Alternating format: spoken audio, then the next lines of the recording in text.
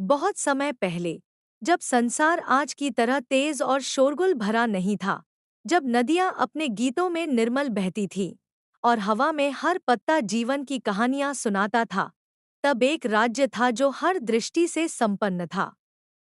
वहां महलों की दीवारें रत्नों से चमकती थीं, बगीचे फूलों से महकते थे और लोग अपने राजा और रानी को माता-पिता की तरह पूजते थे। परंतु इस सुख के संसार में एक गहरी पीड़ा थी।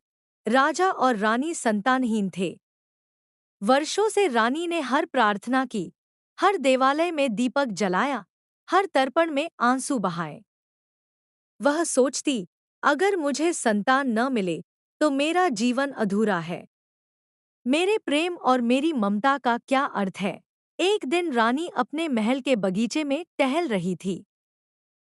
वह पेड़ों, फूलों और हवा की सरसराहट में खोई हुई थी। तभी उनकी नज़र बगीचे के सबसे पुराने सेब के पेड़ पर पड़ी।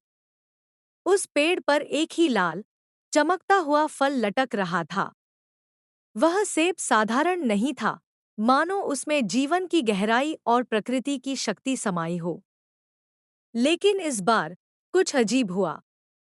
रानी ने सेब को छुआ ही था कि उसके पेट में एक हल्की हलचल महसूस हुई। वह आश्चर्यचकित हुई, पर असहज नहीं।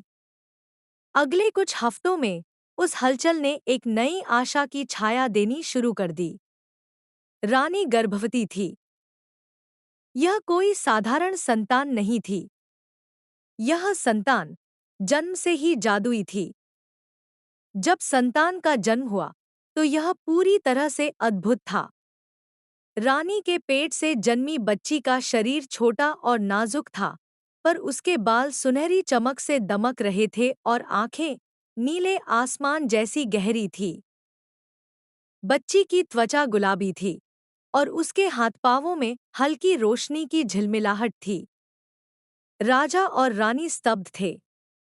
उनका मन भरा हुआ था, परंतु उनके भीतर एक प्रश्न गूंज रहा था, यह बच्ची कैसी है?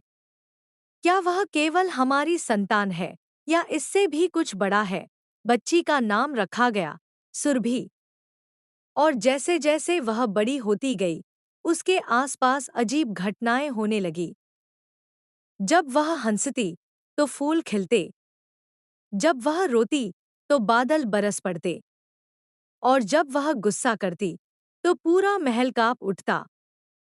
लोग कहते, यह साधारण राजकुमारी नहीं, यह तो परी है।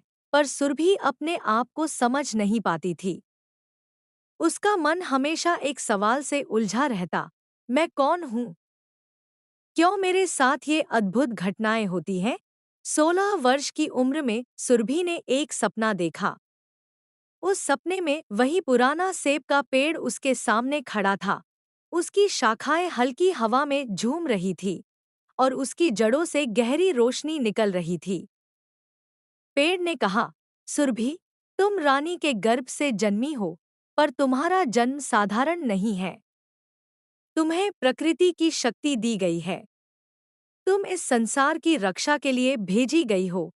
सुरभि ने महसूस किया कि उसकी शक्तियां केवल उसका सौभाग्य नहीं है, बल्कि जिम्मेदारी है।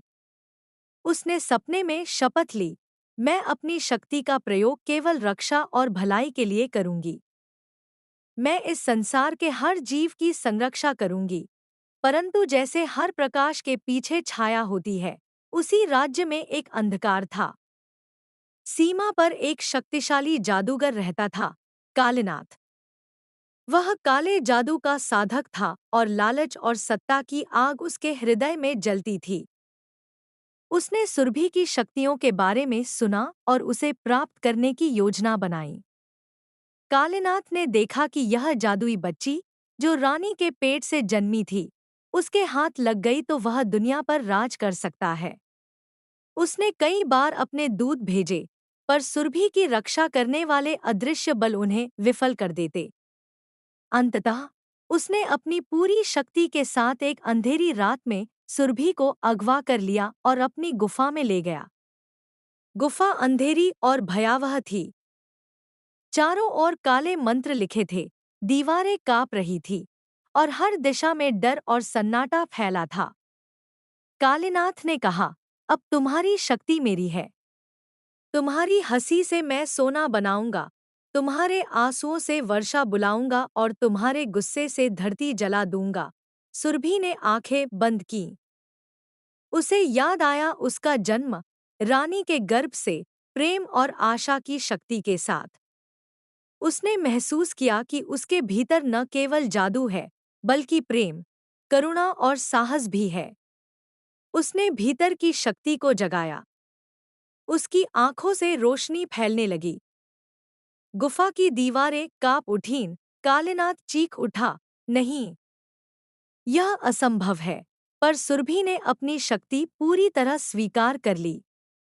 उसका रोशनी से भरा आभा पूरे गढ़ में फैल गया। काले मंत्र जल उठे, अंधकार धुंध में बदल गया और कालीनाथ राख बनकर हवा में उड़ गया। सुरभि राज्य लौटी। लोग उसे देखकर स्तब्ध और प्रसन्न थे। उन्होंने कहा, हमारी राजकुमारी अब केवल इंसानों की नहीं, धरती की रक्षक है। लेकिन सुरभि जानती थी कि उसका स्थान महल में नहीं है। उसने राजा और रानी से कहा, आपने मुझे पाला, मुझे प्यार दिया, लेकिन अब मेरा मार्ग अलग है। मैं प्रकृति की रक्षा के लिए जंगल में रहूंगी। रानी और राजा ने आंसुओं के साथ उसका निर्णय स्वीकार किया। सुरभि जंगल चली गई। वहां उसने फूलों, नदियों और पक्षियों के साथ एक नया संसार बसाया, जहां कभी कुछ मुरझाता नहीं, नदियां सूखती नहीं और हवा हमेशा मधुर संगीत सुनाती रहती। आज भी लोग कहते हैं कि जब वसंत आता है और सेब के पेड़ों पर फूल खिलते हैं, तो उनमें से एक सुनहरी परी निकलकर आकाश में उड़ती है। वही है सुरभि, रानी के पेट से जन्मी से परी, धरती की रक्षक, प्रकृति की बेटी। और उसकी कहानी आज भी हवा में गूंजती है। जब पत्तियां सरसराती हैं, झरने गाते हैं और रात की निस्तब्धता टूटकर सुबह होती है, तब ऐसा लगता है कि कोई अदृश्य स्वर फुसफुसा रहा है, मैं यहाँ हूँ। मैं प्रकृति की रक्षा करती रहूंगी।